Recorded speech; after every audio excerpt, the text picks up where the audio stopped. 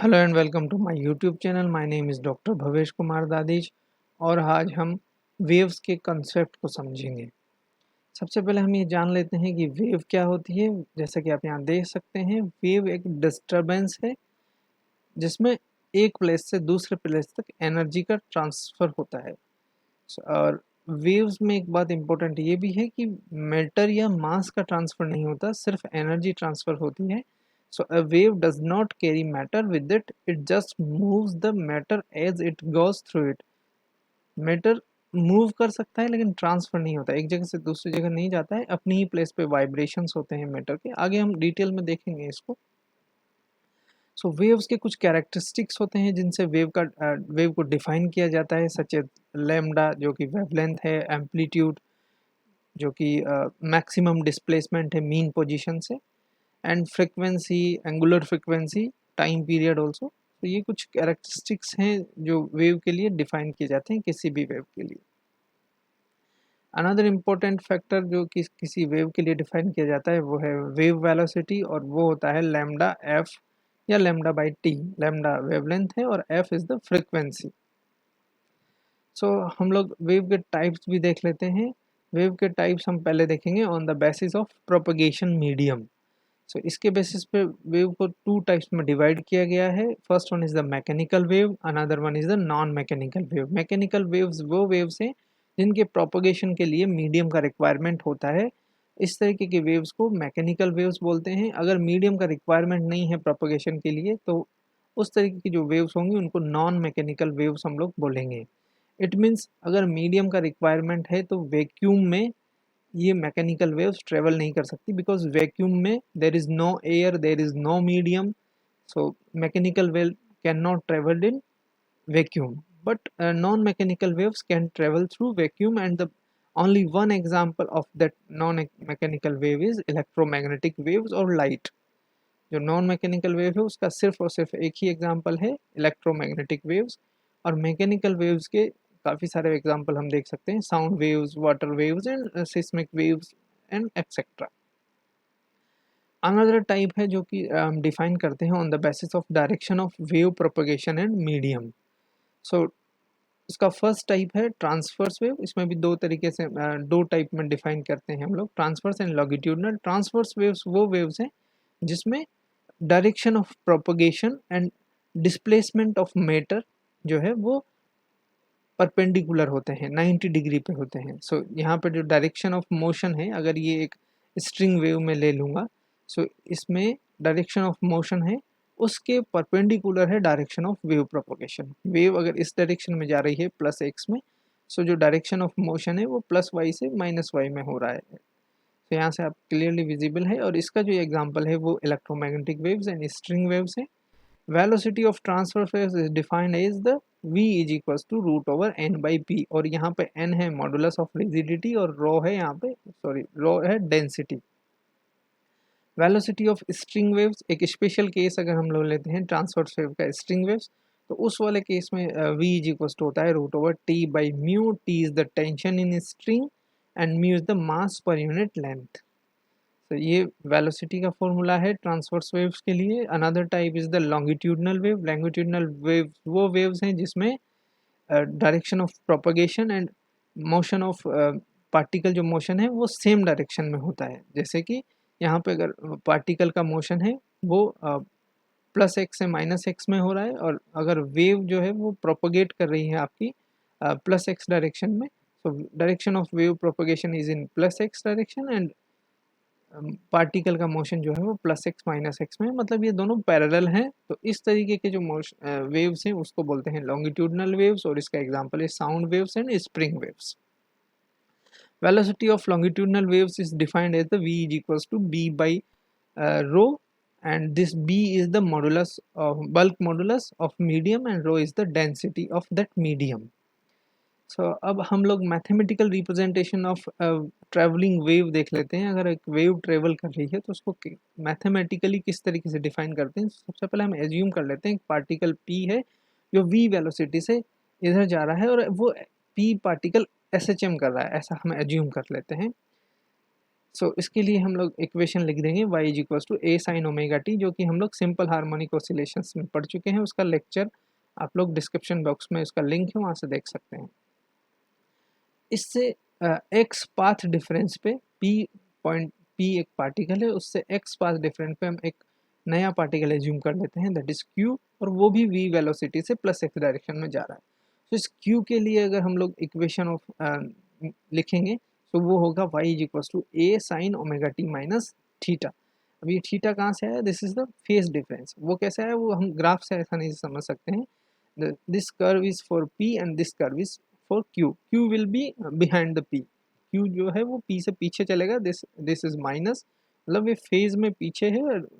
वो कैसे आया थीटा, वो देख लेते हैं अभी। So theta is the phase difference between p and q, and theta को हम लोग डिफाइन करते हैं, जो फेज डिफरेंस होता है उसका रिलेशन पाथ डिफरेंस के साथ होता है। Phase difference is equal to 2 pi by lambda into path difference. तो यहाँ पे पाथ डिफरेंस हम लोगों का x है, तो थीटा हो गया हमारा 2 pi by lambda into x. तो थीटा यहाँ पे 2 pi by lambda into x है। और हम लोग जानते हैं कि ओमेगा जो होता है वो एंगुलर फ्रिक्वेंसी होता है, that is 2 pi F, F is the frequency, और इस एफ को हम लोग लिख सकते हैं v by lambda. v is the velocity, lambda is the wavelength। तो ये दोनों वैल्यूज थीटा एंड ओमेगा की वैल्यू अगर हम लोग इस इक्वेशन में पुट कर देंगे, सो ये आ जाएगा y is equal to a sine 2 pi by lambda v t minus 2 pi by lambda x। 2 pi by lambda को हम कॉमन ले सकते हैं, सो ये इक्वेशन बन गई हमारी y is equal to a sine 2 pi by lambda v t minus x। Now we will calculate the differential equation of wave motion. So अभी तक हमारे पास इक्वेशन है y is equal to a sine 2 pi by lambda v t minus x, और ये जो equation है ये फंक्शन है space and time. Space is x and time t, so ये दोनों का फंक्शन है। सो अगर हम लोगों को डिफरेंशियल इक्वेशन निकालना है तो हम इसका फर्स्ट डेरिवेटिव निकाल देते हैं टाइम के साथ, जो कि हो जाएगा 2 pi a v by lambda cos 2 pi by lambda v t minus x. अगर इसका डबल डेरिवेटिव निकालेंगे हम लोग तो वो होगा d two y by d t square is minus 4 pi square a v square by lambda square sine 2 pi by lambda v t minus x. And इसका time के साथ डेरिवेटिव निकालेंगे तो वो होगा d y by d t is equal to minus 2 pi a by lambda cos 2 pi lambda 2 pi by lambda v t minus x. Double derivative भी हम इसका निकाल सकते हैं, and that will be minus 4 pi square a lambda square sine 2 pi by lambda v t minus x. So अगर हम लोग इसको कंपेयर करें इस इक्वेशन को, सेकंड इक्वेशन को फर्स्ट इक्वेशन से, या double derivative with respect to time and space, अगर हम दोनों को कंपेयर करें तो यहाँ से हम लोग देखते हैं कि सिर्फ इन दोनों में वी स्क्वायर का डिफरेंस है, बाकी इक्वेशन सेम है। सो double derivative of y with respect to t will be equals to v square d2y by dx square, and this is the one dimensional wave equation। और ये एक linear second order partial differential equation है, जो कि x and y का x and t के respect में है। तो इसका जो सॉल्यूशन होता है वो एक साइनोसोडियल वेव होता है। इट मीन्स साइन या कोस का जो फंक्शन होगा उस तरीके का इसका सॉल्यूशन होता है। So this is the differential equation of वो वेव मोशन। अब हम किसी भी नॉर्मल वेव का रिफ्लेक्शन एंड ट्रांसमिशन को डिस्कस करेंगे। सो रिफ्लेक्शन ये एक स्ट्रिंग वेव है ऐसा मान लेते हैं, और ये स्ट्रिंग वेव जो है यहाँ पे एक वॉल से टाइटली बाउंडेड है। It means this end will can not move. Okay, so अगर इस तरीके से होगा तो जब रिफ्लेक्शन होगा इसका तो जो वेव है, जो इनपुट आएगा उसका फेज चेंज हो जाता है। सो जब ये रिफ्लेक्ट होके वापस जाएगी तो उसका फेज इन्वर्ट हो जाता है, और इस तरीके का मतलब है कि वेव इन्वर्ट हो गई है। अगर यही केस हम लोग डिस्कस करें जिसमें जो एंड है वो फ्री एंड है, it means it can move. So जो वेव रिफ्लेक्शन के बाद जाएगी उसमें फेज सेम रहता है। So this is the main difference between these two ends if the end is fixed and if the end is free। so जब end fix है तो फेज इन्वर्ट हो जाता है, और अगर एंड फ्री है तो फेज सेम रहता है। दोनों चीज़ों को अगर सेम कंडीशन में हमको ऑब्जर्व करना है तो हम लोग एक स्ट्रिंग लेंगे, उसका एक सेक्शन लाइट है and another one is the heavy. तो जब अगर लाइट सेक्शन से वेव आती है, सो जहाँ पे इंटरफेस है दोनों का, light and heavy inter section का, वहाँ पे ये इन्वर्ट हो जाएगा और जो स्ट्रेट वेव है वो हेवी सेक्शन में फॉलो अप हो जाता है। Another important principle for the waves is superposition principle. और सुपरपोजिशन प्रिंसिपल बोलता है कि जो डिस्प्लेसमेंट होता है वेव्स का, वो वेक्टर सम होता है। अगर दोनों एक ही जगह पे आ जाएं, दो वेव्स हैं, कोई अलग अलग वेव्स हैं और दोनों एक ही जगह पे आ जाएं, तो दोनों वेव्स का जो डिस्प्लेसमेंट होगा, जो रिजल्टेंट वेव का डिस्प्लेसमेंट होगा, वो दोनों वेव्स के वेक्टर सम होगा, डिस्प्लेसमेंट के इक्वल होगा। तो उसको हम लोग यहाँ से समझ सकते हैं, जैसा कि एक वेव है, ये वेव कंटिन्यूस वेव ऐसा है और दूसरा वेव इसके साथ साथ ऐसे चल रहा है। सो जब ये दोनों का क्रेस्ट मिलेगा, तब देखिए आप यहाँ पे पीक आना शुरू हो जाता है, और जब दोनों का इसका क्रेस्ट और इसका थ्रो मिलेगा, सो इस यहाँ पे डिस्प्लेसमेंट गायब हो जाएगा। तो इस सेक्शन को वैसे हम लोग नेक्स्ट लेक्चर में पढ़ेंगे, डिटेल में पढ़ेंगे सुपरपोजिशन को, बस यहाँ पे एलिमेंट्री आइडिया मैंने दे दिया है। सिमिलरली इंटरफेरेंस भी एक प्रिंसिपल है जो कि वेव्स में बहुत कॉमन होता है, इसको भी हम लोग नेक्स्ट लेक्चर में डिटेल में पढ़ेंगे। So according to principle superposition principle says that when two waves pass through the same point, the displacement in the arithmetic sum of the individual displacements.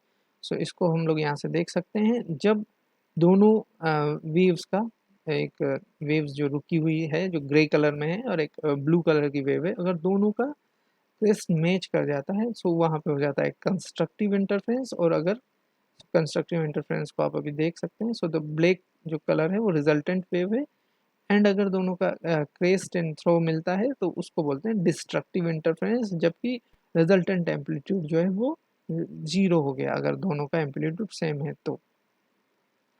Another important parameter is standing wave. Standing wave अगर when both end of the string are fixed, अगर एक string है उसके दोनों अगर एक string को यहाँ से और यहाँ से फिक्स कर दिया जाए, टाइटली बाउंड कर दिया जाए, देन उसमें जो वाइब्रेशंस होंगे, जैसे कि जो गिटार में वाइब्रेशंस होते हैं, उस तरीके की जो वाइब्रेशंस है, वहाँ पे जो वेव्स क्रिएट होती है वो होती है स्टैंडिंग वेव्स।